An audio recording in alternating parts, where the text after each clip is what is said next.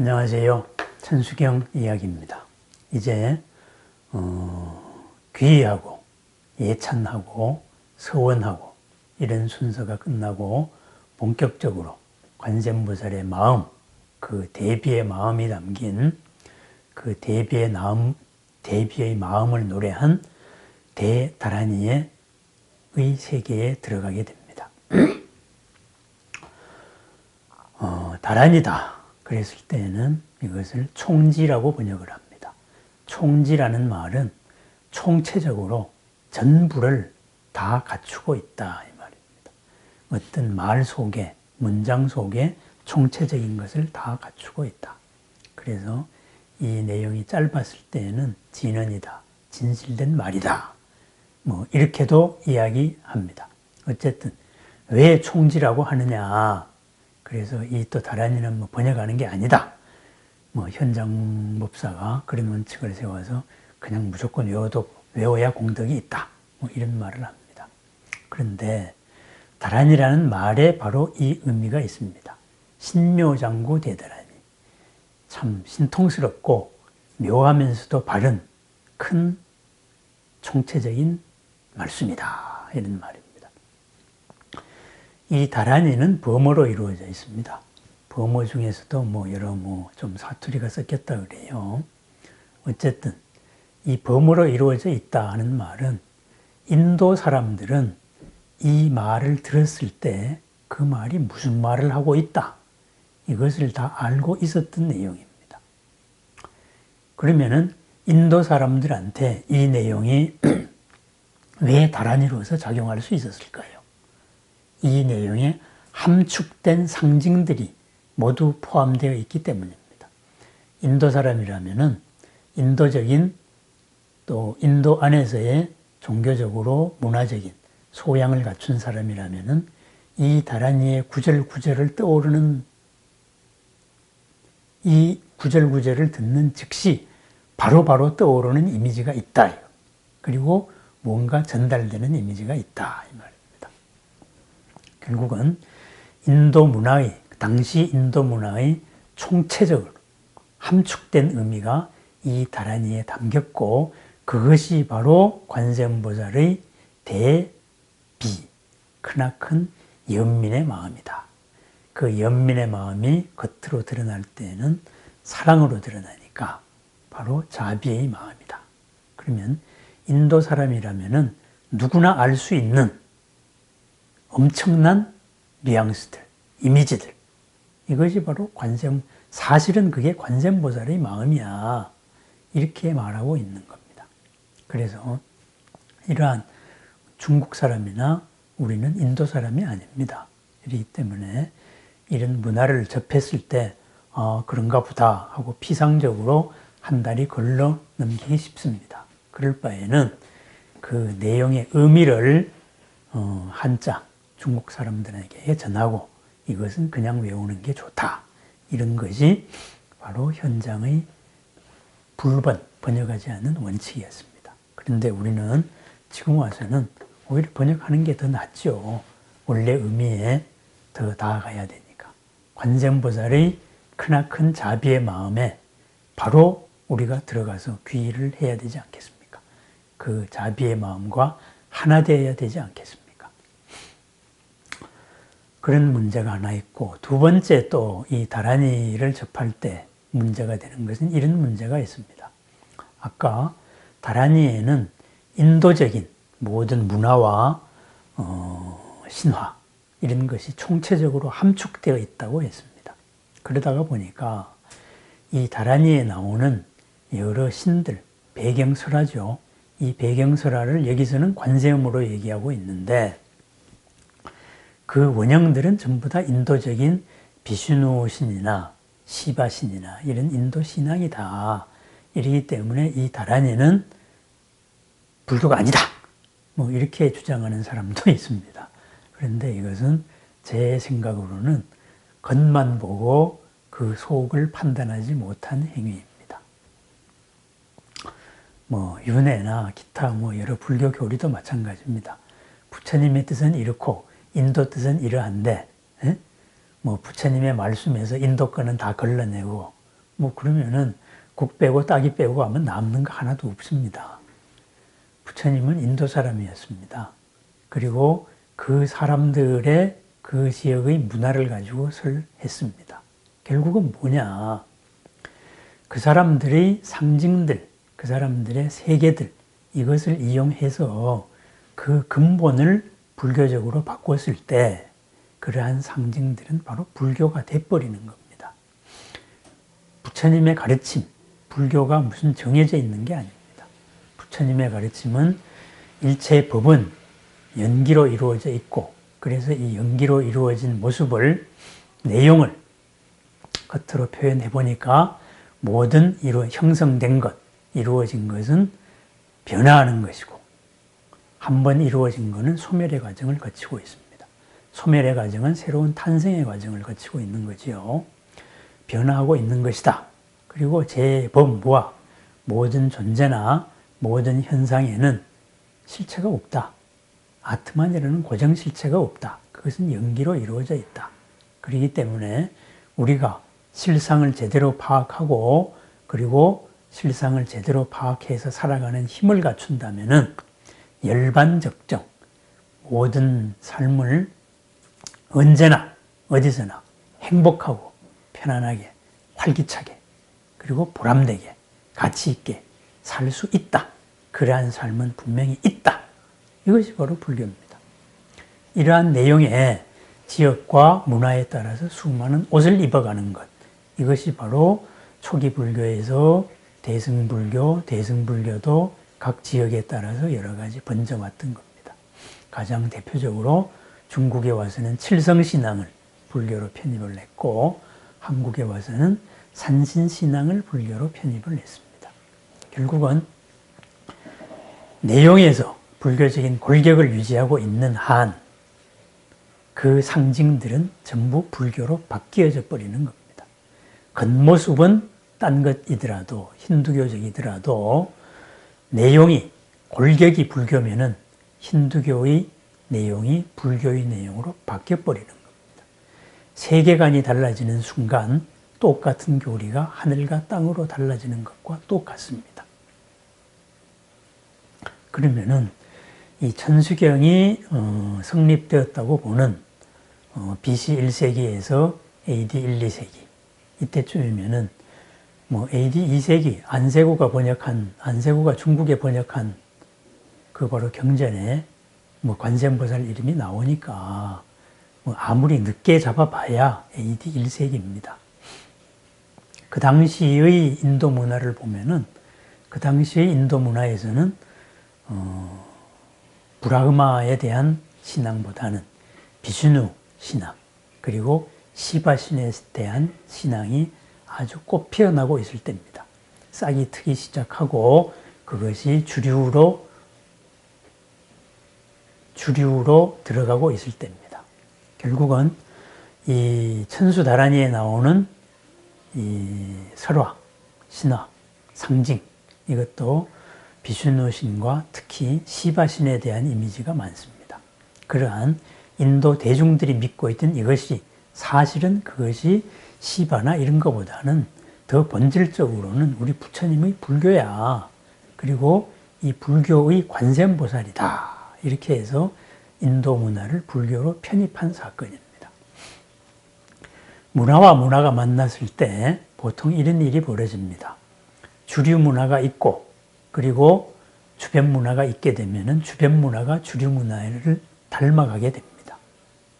그런데 이 당시 AD 1세기 그리고 BC 1세기 이때의 인도 상황은 어찌했느냐? 이때는 불교가 갑이었습니다. 아소카 왕이 인도를 통일하고 그리고 모든 인도의 사상, 문화를 하나로 아울러야 되겠다. 세계관을 아울러야 되겠다. 했을 때 채택한 종교가 불교입니다. 이때가 서기전으로 한 3세기쯤 됩니다. 아소카 왕이 죽은 다음에 인도는 혼란에 빠집니다. 이 혼란에 빠진 것을 다시 카니시카 왕이 통일시킵니다. 이때가 통일왕조가 될 때가 바로 이 천수경 성립하고 비슷한 때입니다. 이 카니시카 왕은 또 국교로서 인도를 다스릴 중심 사상으로서 불교를 채택합니다. 결국은 이 말은 무슨 말이냐. 정치 권력이 왕권이 불교를 채택했다 하는 것은 불교가 주류사회의 이데올로기다 이 말입니다. 결국은 일반 사람들이 시바신이나 비슈누 신앙에 대한 신앙이 있었지만은 이 신앙의 내용을 불교적으로 주류 문화에서 포장을 내버린 겁니다. 인도에서 생긴 불교가 인도 전체를 오히려 주류 문화로서 작동하고 있을 때입니다. 물론 나중에 뭐 몇백 년 뒤에는 또 새 왕조가 바뀌면서 주류가 힌두교가 국교로 바뀝니다. 그거는 그 다음 문제고 어쨌든 그렇습니다. 불교적인 알맹이를 갖추면은 겉으로 입는 것은 다 불교가 됩니다. 그 세계관 그리고 불교적인 교리의 이탈을 벗어나지 않으면은 불교다 이런 말입니다. 그래서 겉모양이 힌두교다. 그래서 그것을 힌두교라고 생각하면 안 된다. 이 말씀을 제가 천수다란이에 들어가면서 꼭 드리고 싶은 말씀입니다. 다른 불교 교리도 마찬가지입니다. 칠성신앙을 받아들여서 칠성열애를 중국에서 만들었다. 그러면은 그것이 교리에 부합하면은 그 불교 맞습니다. 이렇게 되는 겁니다. 이 천수다란이에는 비슈누 신에 대한 신앙도 있고 특히 시바 신에 대한 신앙을 불교로 가져온 것이 많습니다.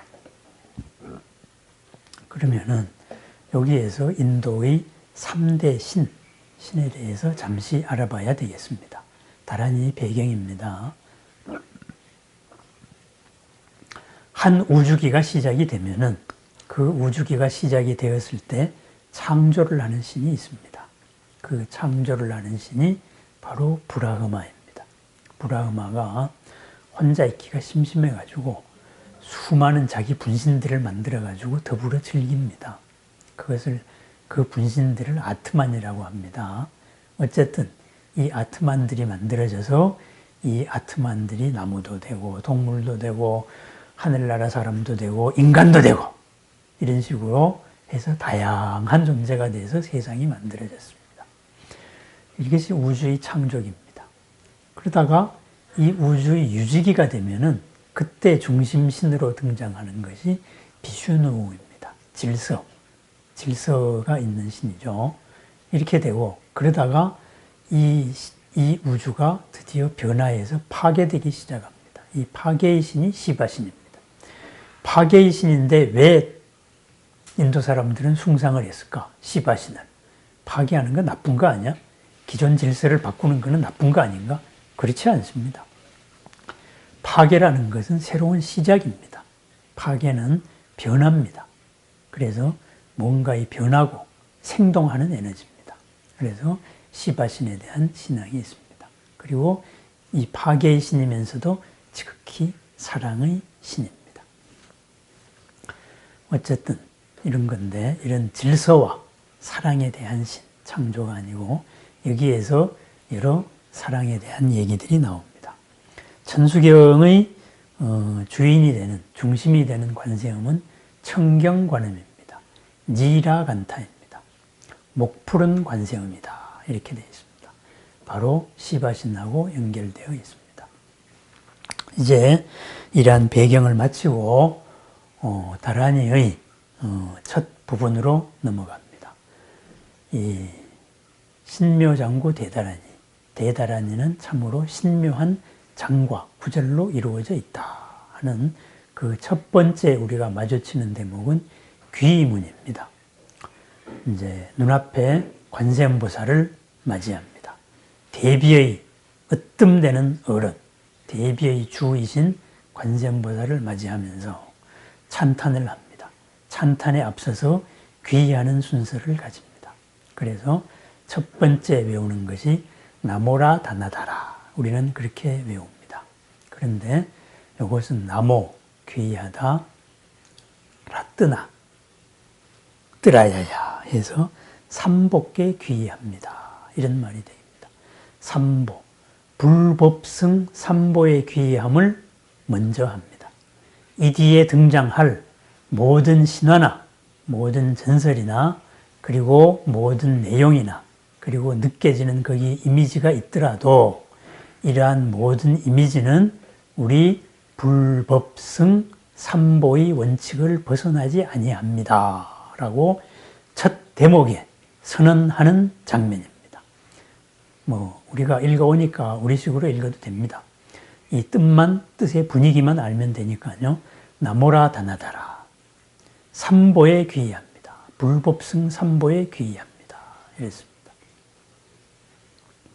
그러면은 여기서 삼보가 뭐냐, 불법성이 뭐냐, 여기에 대한 확고한 인식이 있어야 됩니다. 막연하게 부처님 대단하시겠지, 진리, 부처님의 법 아주 심오하겠지, 성 거룩하겠지, 이렇게 생각해서는 이것은 수행도 아니고 기도도 아니고 아무것도 아닙니다. 그냥 흐리멍덩한 상태입니다. 부처님은 뭐냐 했을 때 우리 대승기신론에서는 간략하게 말합니다. 대승적으로는 부처님은 뭐냐? 무한한 공덕의 존재다. 부처님 스스로는 한계 지어진 삶을 벗어난 열반에 도달하신 분입니다. 열반에 도달하신 분은 어떤 거냐? 한계를 벗어나서 한계 속으로 태어나지 않습니다. 그러면은 무한의 존재입니다. 죽지 않는 존재입니다. 태어나지 않기 때문에 이 불사의 존재는 모든 한계를 포괄하고 있기 때문에 모든 한계들이 지닌 모든 무한한 공덕을 다 갖추고 있다. 이렇게 됩니다. 그러면은 우리가 부처님을 닮아가면은 그러한 무한의 공덕이 드러난다. 다시는 불행이 없다. 불만족이 없다. 이렇게 되겠습니다. 이러한 무한한 공덕의 존재, 바로 실천적인 부처님의 의미입니다. 이것을 전통적으로는 초기 불교 때부터는 부처님을 10가지 이름으로 표현을 했습니다. 진리에서부터 오신 분이다. 진리로 가신 분이다. 그래서 열애라고 말했습니다. 초기 불전에도 부처님께서 당신 스스로를 지칭할 때에는 열애라고 했습니다.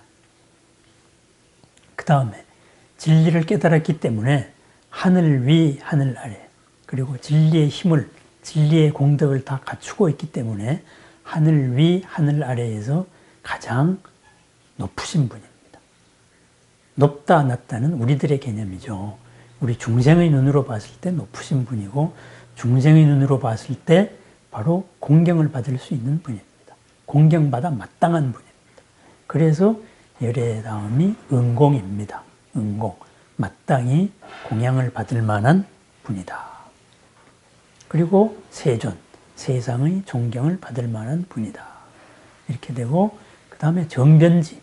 모든 것을 두루두루 안다. 명행족. 지혜와 그리고 실천이 부족하고 있는 분이다. 똑똑하게 세상 다 알고 좀 삐딱하지만 옳은 말만 던지는 그런 존재가 아니다 이 말씀입니다. 지혜와 실천, 사랑을 실천하신 분이다. 그래서 명행종, 그리고 선서, 잘 가신 분이다. 세간의 모든 일을 잘 안다. 위없는 스승이다. 깨달으신 분이다. 세상의 존경을 받아 마땅하신 분이다. 이렇게 되어 있습니다. 이상을 총체적으로 표현했을 때 무한 공덕을 가진 분이다. 우리는 무한 공덕의 존재로 가까이 다가가고 있습니다. 이것이 부처님을 생각하는 마음입니다. 부처님이라는 말을 떠올렸을 때 느껴지는 이미지입니다. 그 다음에 부처님이 말씀하신 진리는 무엇이냐? 그것은 수많은 교리인데 사실은 그 교리는 우리한테 무슨 의미를 갖고 있느냐? 부처님의 법은 큰 이익을 준다. 우리에게. 진정한 이로움을 준다. 이익이라는 것은 뭘까요? 나를 해치지 않는 겁니다. 나를 불만 속으로, 괴로움 속으로, 머무르기 싫은 상태 속으로 빠뜨리지 않는 것이 이익입니다. 그래서 불법대로, 부처님이 법대로 살아가면은 우리는 언제나 즐겁다, 행복하다, 보람되다, 가치 있다, 활기차다, 신나다, 이런 이익을 주는 것이 가르침이고, 그리고 우리가 존경하는 승보, 결국은 물러서지 않는 지위에 도달한 사람들, 사쌍팔배라고 말합니다. 수다원, 사다함, 아나한, 아라함을 말합니다. 그냥 수행자를 무조건 승보라고 말하지는 않습니다. 흐름에 들어서 물러서지 않는 이러한 분들은 뭐 하시는 분들이냐? 참다운 사람이 된 사람이죠. 참다운 사람들은 자리 이탈을 능히 수행하는 분이다, 이런 말입니다. 그런 진리를 이 세상에서 살아가면서 그대로 실천하시는데 우리 불법의 내용을 요약을 하면 자리 이탈이다. 나도 즐겁고 남도 즐겁다. 이것은 선후 개념이 아닙니다. 동시 개념입니다. 연기이기 때문에 그렇습니다. 그래서 이러한 삼보에 귀의합니다. 나모라 다나다라 이렇게 시작이 되었습니다. 여기에서 우리는 이 세 가지 이미지를 확 떠올려야 합니다. 부처님은 한계를 벗어난 무한한 공덕의 존재이시고, 그리고 삼보 중에 두 번째 부처님의 가르침은 바로 우리에게 참다운 이익, 처음도 중간도 끝도 훌륭한 이로움을 주는 가르침이고, 그리고 그러한 가르침을 바대로 수행해 나가는 이 승복, 사상팔배의 물러서지 않는 지위에 도달한 참 사람들은 자리와 이탈을 가장 모범적으로 실천하는 분이다. 그리하여서 부처님 같은 무한 공덕의 곳간을 열어서 이 세상에 보여주시는 분들이다. 그것을 하나하나 닦아가는 존재들이다. 우리 자신도 그렇다. 이렇게 딱 선언을 합니다. 천수다란의 시작에 나모라 다나다라 이렇게 삼보의 나모 귀의합니다. 이렇게 된 순간 이 선언으로 인하여서 천수경에 나오는 모든 인도 신안들은 모습만 남기고 알맹이는 불교로 바뀌어버렸다. 바로 이런 선언이 되겠습니다. 이 다음 순서는 바로 관세음교에 귀의하는 순서입니다. 네, 이렇게 삼보에 귀의하면서 우리가 느껴지는 내용을 말씀했습니다. 마찬가지입니다. 어떤 문화현상이나 어떤 사상을 우리가 접할 때에도 이 삼보라는 이 원칙을 가지고 바라보고 그 사상을 받아들였을 때 그것은 불교로 바뀌는 것입니다. 다만 글의 내용이 아무리 비슷하더라도 불교에서 이 삼보의 이 원칙이 사라졌을 때 그것은 불교와 모양이 똑같아도 불교가 아닙니다. 삼보, 무한 공덕과 무한 이로움과 그리고 무한 공덕을 열어가는 자리이타의 하루를 축원드립니다. 감사합니다.